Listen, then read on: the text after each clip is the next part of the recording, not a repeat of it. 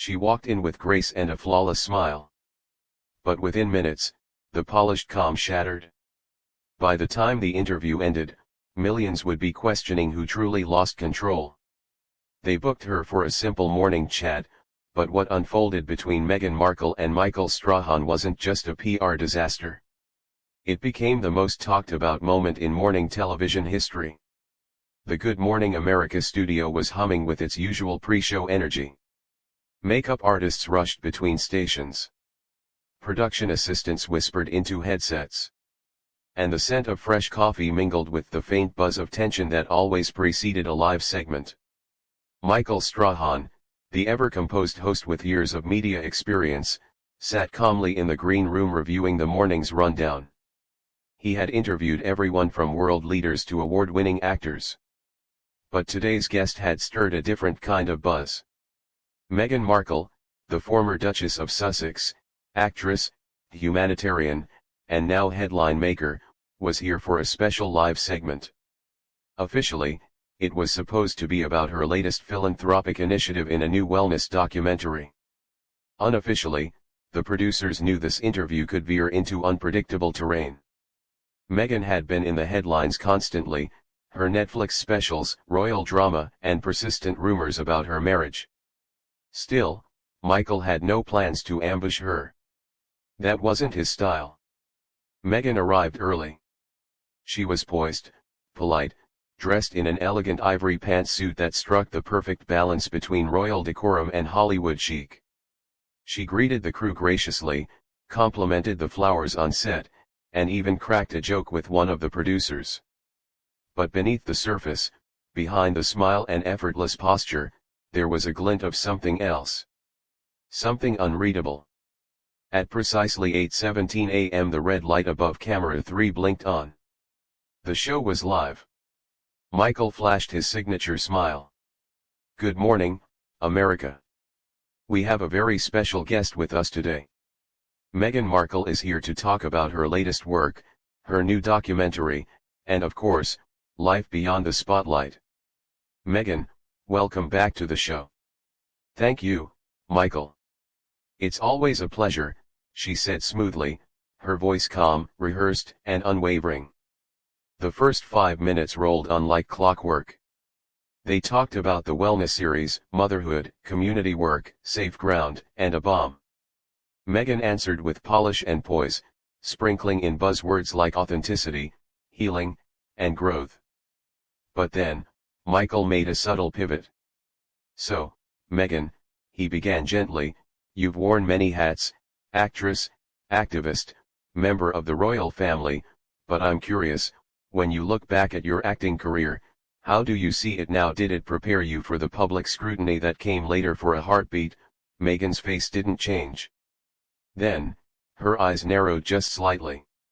"Well, I think it's reductive to focus on my acting when there's so much more to who I am now, Michael." Michael nodded, "Of course. But don't you think those earlier roles shaped how people perceive you today?" Meghan let out a short clipped laugh. "Perception is an interesting thing. People tend to believe what they're told, especially by the media." There was a subtle chill in her tone now. The control room picked up on it immediately. One of the producers whispered, "Oh, hey. Oh," into her headset. Michael, still composed, leaned in. "Fair point, though. I'd argue interviews like this are our way of letting people hear directly from you." Meghan's smile faltered for just a second. "I suppose if the questions are thoughtful." A quiet silence pulsed between them, just long enough for viewers at home to notice. But Michael wasn't new to tension. He pressed on, flipping to the next card. "You know, there's been a lot of speculation about your relationship with the press. Some say it played a part in the breakdown between you and the royal family. Looking back, would you say that's fair?" There it was, the line that cracked her smile. Meghan leaned back in her chair, crossing her legs deliberately. "That's an oversimplification. I left because I wanted peace. Because I wanted my children to grow up in a space where their mother isn't dissected on national television. Ironically, here I am again. Michael raised an eyebrow. And yet you've chosen to be very public since then. Documentaries, podcasts, interviews like this one. Some might say you stepped out of one spotlight only to create another. The air in the studio thickened. Meghan responded with an icy smirk. Are you suggesting that speaking on my own terms is somehow equivalent to being hounded by tabloids? Not at all, Michael said calmly. Just pointing out that the transition wasn't exactly a retreat from attention. Now the camera zoomed in slightly. The tension had become part of the segment, but unlike tabloids, Meghan replied sharply. I get to choose the narrative. I think that's something you might not understand unless you've lived it. Michael remained unfazed. I'd argue that as someone who's worked in both journalism and professional sports, I understand the pressure of public perception better than most. The moment hung there, two professionals locked in a silent contest of control. Michael changed tack, keeping his tone even. Let me ask you this. Do you think your departure from royal duties had anything to do with your past, your upbringing, your Hollywood career? Did any of that clash with the expectations of the crown? Meghan didn't blink. If you're asking whether I was too American for the monarchy, the answer is yes, and I wear that like a badge of honor. A few audience members chuckled awkwardly. Michael smiled politely, but his eyes studied her closely. And has that cultural clash affected your current relationship with Prince Harry?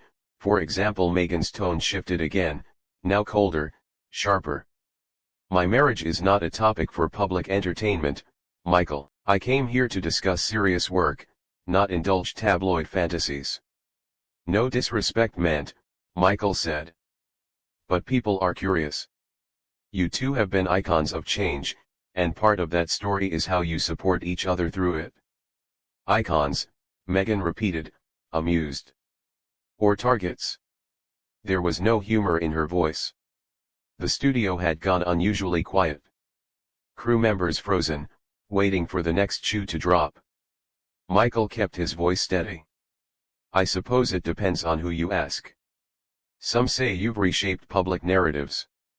Others believe you've blurred the lines between privacy and publicity. And some, Meghan said flatly, simply like to hear themselves talk. Boom. A jolt ran through the control room. The producer stood up. Did she just say that? Michael didn't flinch. He leaned back with a thoughtful nod. Well, I hope I'm asking questions our viewers care about. And I hope they care about things that matter, Meghan retorted, folding her arms.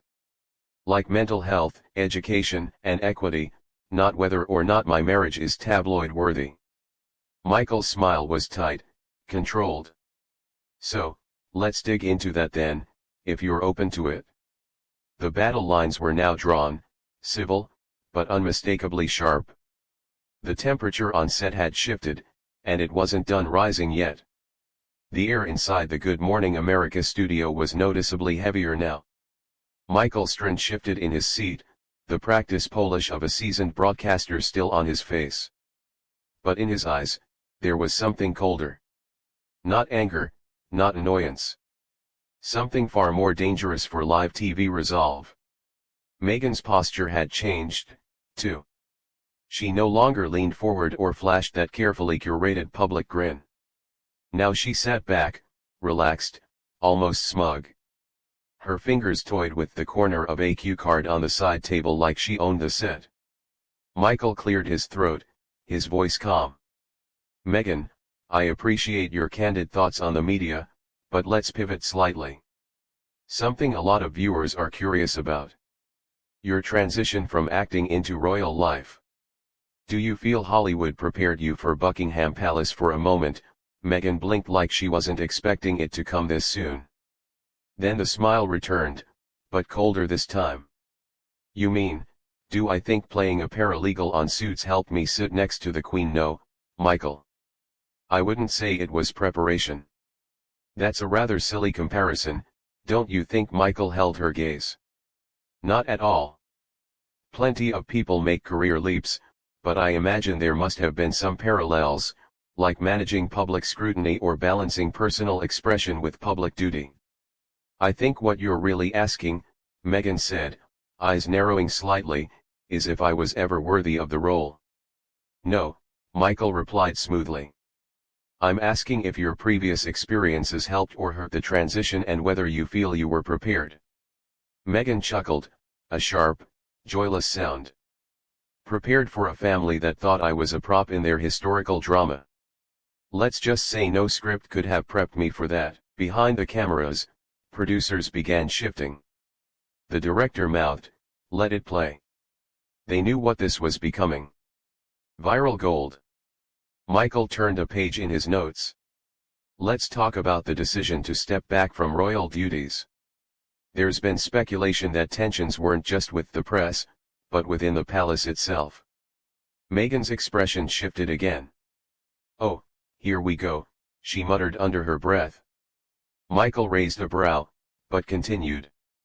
There were reports, unconfirmed, of course, that some of those tensions involved your own behavior. That perhaps some people felt you weren't interested in adapting to the institution. A pause, a sharp inhale from someone off camera. Meghan didn't blink. And I suppose you're quoting those mysterious palace insiders, right? The ones who never show their faces but always have plenty to say. Michael didn't respond. The silence was his move now. Meghan's voice dropped. Look, I know it's easy to paint me as the difficult one. People love that narrative, especially when it involves a woman, especially a woman of color. But I am. Silence. The director held the cut signal, his hand frozen. Michael turned once more to his notes. Let's talk about your production company. Are you planning to focus more on documentaries or scripted content? But Meghan didn't answer. She sat there, arms folded, eyes locked on him like a chess player who just realized she's 5 moves away from checkmate. Michael let the silence stretch. Meghan, he prompted gently. She blinked once, and the mask slipped ever so slightly.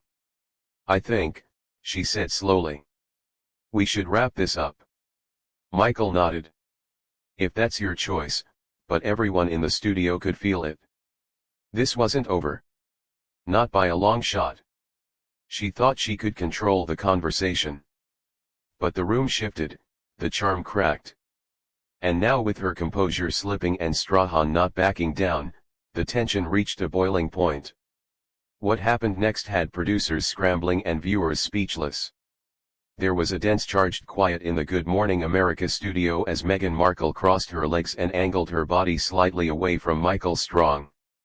It was subtle, but the signal was unmistakable. The gloves were off. Michael sat perfectly still, the cue cards now idle in his hand. He didn't need them anymore. Before we close, he said calmly, there's one more thing the audience has been buzzing about. Your recent public comments about the monarchy, especially calling it, quote, a dusty institution built on outdated ideals. Meghan tilted her head, eyes narrowing slightly. Is that really how you want to end this, Michael? You said it, he replied, unflinching. I'm asking if you still stand by it. I said what needed to be said, she replied coolly. Not everyone has the courage to speak out when something is wrong. But some would argue, Michael leaned in slightly, that you walked into an ancient system with your own expectations and got upset when it didn't bend to you. Her expression hardened. I walked into that system as a wife, a mother, a humanitarian, Meghan said, her voice tightening. Not as someone looking to stage a coup, but when I saw what it did to my husband, to my mental health, I chose peace. And the book deal? Michael asked without blinking. The docuseries, the Spotify contract. Were those about peace, too? It was the question everyone had danced around, and now it was out, hanging in the air like a grenade with the pin pulled. Meghan sat back. Her silence spoke louder than any words could. Look, she said at last, the veneer of control thinning. I'm not here to justify my existence or my choices. I have a platform. I use it. Isn't that what you people always say? Use your voice. Absolutely, Michael said. But when that voice comes with millions of dollars in global exposure, it also comes with scrutiny. You don't get to opt out of that. And who decided you get to lecture me about scrutiny? She snapped. Michael leaned back in his chair, folding his hands. I'm not lecturing. I'm interviewing. Or at least I was. The producers behind the scenes were frozen. No commercial break, no cut. This was too good to interrupt. Meghan's jaw clenched. You've been towing the line this entire time.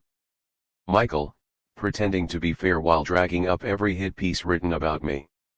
I didn't write those pieces, he said. But I read them just like your audience does. And now you're their mouthpiece. No, he said simply. But I'm not yours either. The silence that followed was volcanic. Meghan broke it with a sharp inhale. You know what I think? I think you had your narrative planned the moment I walked in. You wanted the viral clip, the sound bite. You don't care about my work or my truth. This was a setup. Michael raised his brows. And yet you walked into it. Her eyes flashed. Because I believed this would be different. I thought you would be different. He shrugged. Maybe you didn't do your homework. That was it. Meghan shifted in her seat, pulling her blazer tight across her chest as if shielding herself from the air itself. I think we're done here, she said through her teeth. But Michael wasn't finished. One last thing, he said, holding up a final card.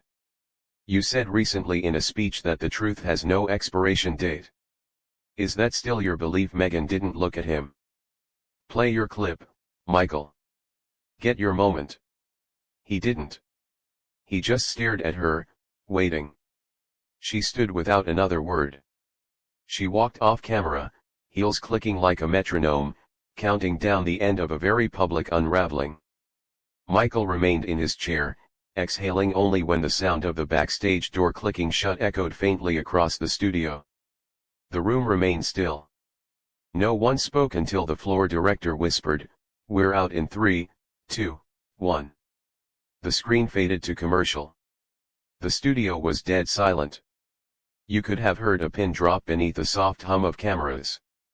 Michael Strahan, ever the seasoned host, sat back in his chair, cool as ice, while Meghan Markle leaned forward, visibly rattled, her perfectly composed image unraveling thread by thread. Let's be honest, Meghan said with a clipped tone, brushing a strand of hair behind her ear. There's only so much anyone can take of this interrogation. Michael didn't blink. You're free to answer or not answer any question, Meghan, but remember this is live television and you're the one who agreed to be here. Meghan let out a dry, incredulous laugh. Oh, please don't act like this wasn't a trap. You invited me here under the guise of promoting my work, then spent 20 minutes fishing for headlines about my husband and my past. Michael calmly clasped his hands. I asked about your career, your choices, your public journey. You're one of the most talked about women in the world, Meghan. I'd be doing the audience a disservice if I didn't ask what they're already wondering. She shot him a glare, her words now sharper. No, you'd be doing yourself a disservice by pretending you're Barbara Walters. Gasps rippled across the control room. The crew froze behind the cameras. The comparison wasn't just biting. It was intended to sting. Michael's jaw tightened. He leaned in slightly, but his voice remained smooth. I don't pretend to be anyone, Meghan. I'm Michael Strahan, and I've earned my seat, just like you've earned yours. But Meghan was spiraling. Her tone grew condescending. Let's be real.